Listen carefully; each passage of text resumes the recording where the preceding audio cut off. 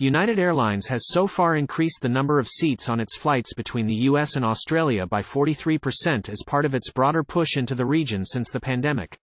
Qantas has 43 services a week to the US, but United will soon overtake it in carrying the most direct flights from Australia's east coast to the US, with a 7th daily service coming next month. Other US behemoths, Delta and American Airlines, have also overtaken their 2019 seat capacity out of the Australia.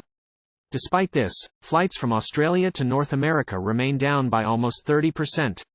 Carriers that fly to Europe still lag their Asian and American counterparts in increasing the number of flights from Australia.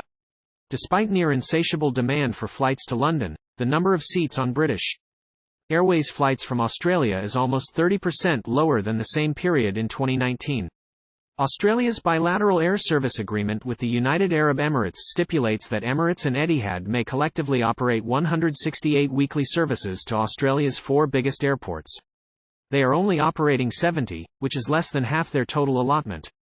Etihad is carrying 60% less passengers to the UAE from Australia than before 2019, while Emirates is hovering around 15% less.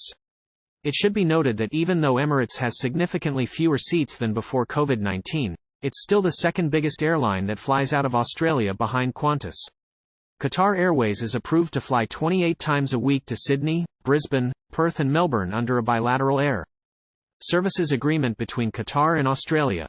The carrier is operating to their full limit, with services 97% full. Singapore Airlines and Qantas also fly between Australia and Europe through Singapore, with Qantas also operating direct services to London from Perth. Is more seat capacity coming? From the end of next month, flight frequency to destinations including Tokyo, Hong Kong, Singapore, Los Angeles and San Francisco will rapidly increase. This will mean lower fares for those wanting to travel to the US and Asia. United's regional manager Timothy Wallace told a Center for Aviation conference on Thursday, the carrier will soon grow to 72 services per week between the US and Australia and New Zealand.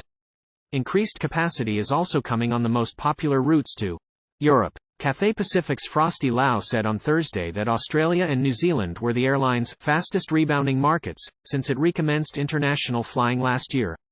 Cathay expects to be above 60 weekly flights by the end of 2023 despite its ongoing supply chain issues. Emirates revealed this week it would soon exclusively fly Airbus A380s into Sydney, instead of a mix of A380s and Boeing 777s. Each A380 return flight will add more than 260 daily seats on the Dubai route. The airline group is also considering a daily A350 service to Adelaide from the middle of next year. Singapore Airlines has also committed to significantly increasing their services between Australia and Europe in the first half of next year.